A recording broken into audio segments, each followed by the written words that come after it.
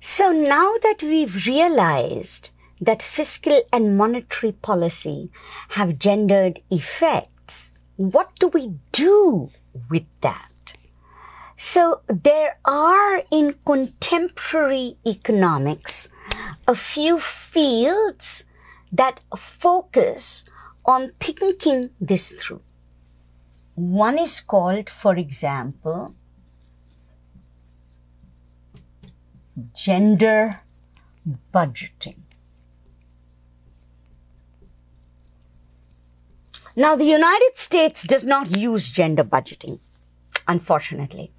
But there are many countries in the world where every time somebody proposes a budget, they are required to give a gender breakdown of the impact of the costs and the benefits of the budget. And they're not saying that you're not allowed to have a cost, but they just want it to be gender neutral.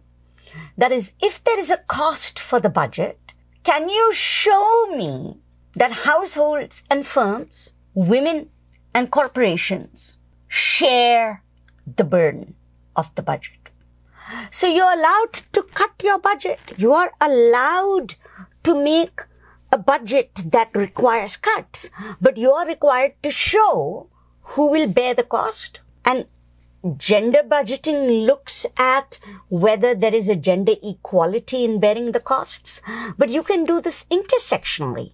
You can have a budget that says, okay, if we have to, for example, reduce the deficit, are we making sure that the cost paid by the working class in terms of their loss of benefits is same as the cost paid by the elite class, the billionaire class, in terms of their increase in taxes?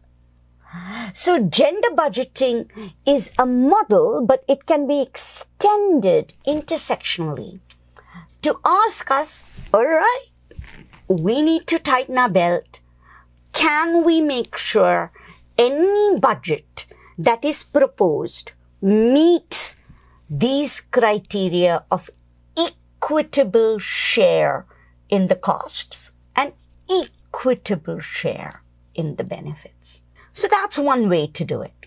So this is systems thinking, where you look at a budget and you say, okay, if I have to cut these taxes, who's going to benefit? If I raise those taxes, who's going to pay for it? That's one thing, gender budgeting. The second thing is that we can extend macroeconomics to look at models of growth. This is the work of many scholars, but especially of Stephanie Seguino, whom you have as somebody you have to look for and whose work you're looking for in the videos. So nobody is going to argue successfully. No person is going to stand for election in a democracy and win an election by saying no growth. The way you win an election is you say, we're going to grow, we're going to give you jobs, jobs growth, jobs growth, jobs growth. So maybe there are some ways of doing growth which are better for equality of gender, and some ways of doing growth that are worse for equality of gender. And just like Diane Wolf pointed out, that when women go to work, in some cases, they are bargaining for themselves. And in some cases, their families are controlling them. In the same way, it turns out that there are policy differences in terms of labor market policies for things like promotion, benefits, healthcare, social insurance, where you can look at different countries. In Asia, they've all had their GDP go up. But in some countries, the net result was worsening gender inequality. And in some countries, that fallback actually worked. They were able to put women to work, and they were able to convert that work into a fallback, and women's position improved. So Stephanie Seguino looks at the idea that you don't just have one policy promoting exports.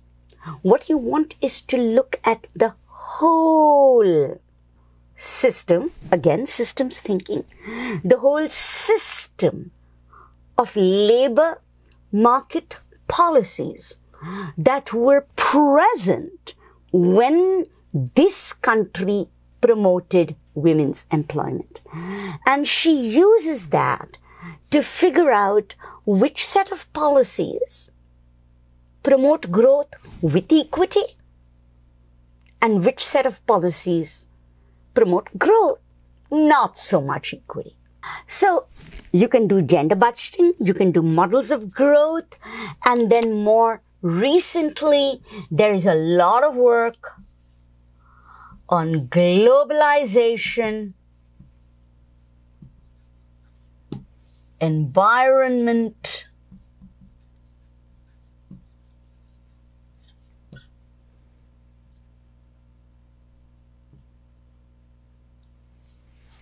economic structure.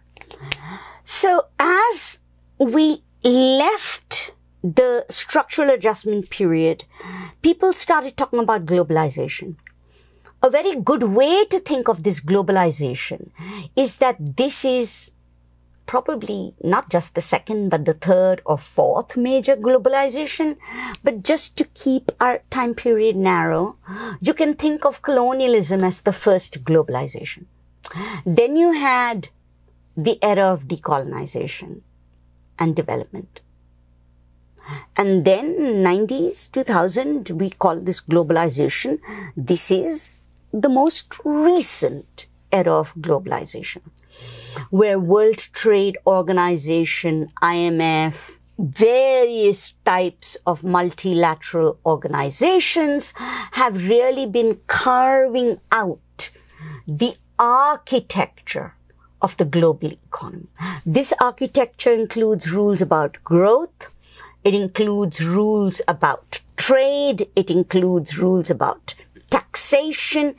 Every one of these is a macroeconomic rule that will have a gender budgeting impact and will showcase differential effects when you look at intersectionality in terms of who benefits, who loses. The environment in particular is finally emerging as something we're paying attention to, and this is gendered because go all the way back to Marilyn Waring.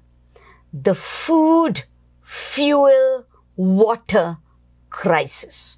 The crisis of being able to feed your family, find water, find fuel to cook stuff is gendered to the extent that it is women's work to ensure that these items are provided for their family.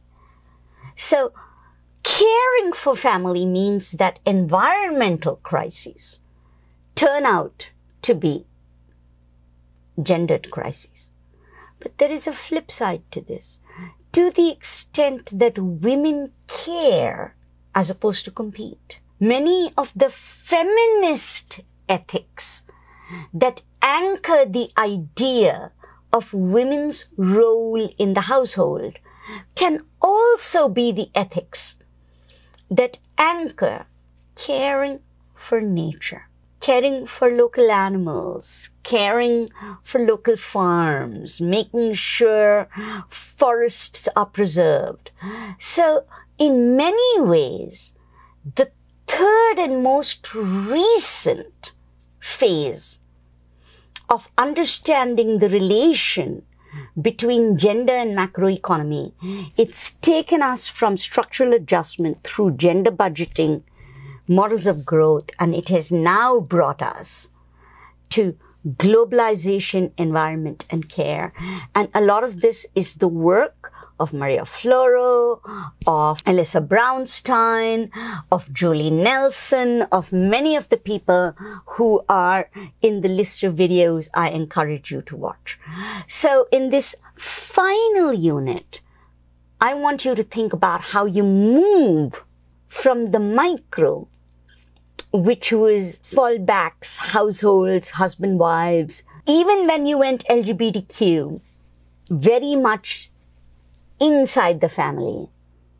We're now looking beyond the family, and now way beyond the family into public policy, globalization, macro policy, all the things that turn out to actually have been behind women's fallbacks, not their husbands, the state, the corporations, the employers, the capitalists, educators, all of them, politicians. They form the system inside which we need to understand how this works.